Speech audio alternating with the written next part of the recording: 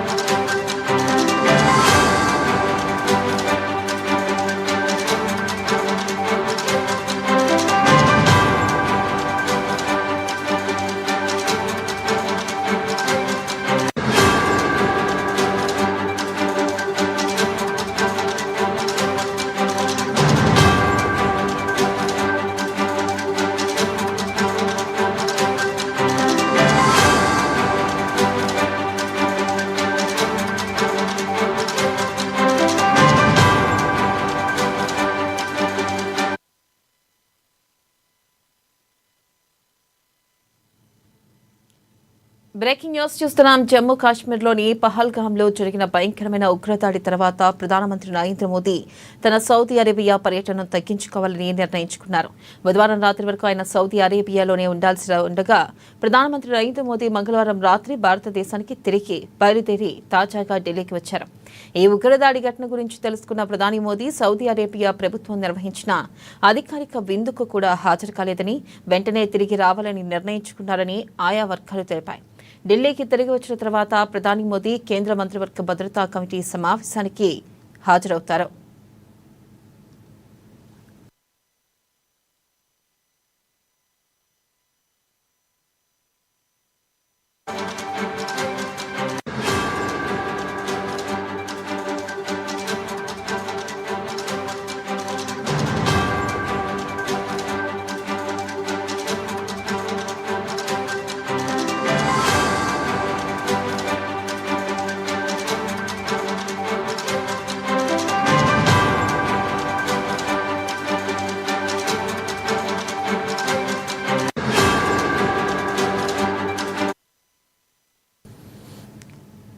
Breaking news చూస్తున్నాం. జమ్మూ కాశ్మీర్లోని పహల్గామ్లో జరిగిన భయంకరమైన ఉగ్రదాడి తర్వాత ప్రధానమంత్రి నరేంద్ర మోదీ తన సౌదీ అరేబియా పర్యటనను తగ్గించుకోవాలని నిర్ణయించుకున్నారు.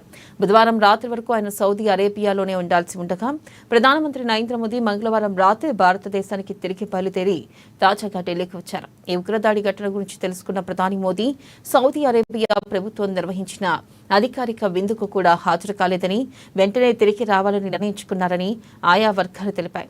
ఢిల్లీకి తిరిగి వచ్చిన తర్వాత ప్రధాని మోదీ కేంద్ర మంత్రివర్గ భద్రతా కమిటీ సమావేశానికి హాజరవుతారు.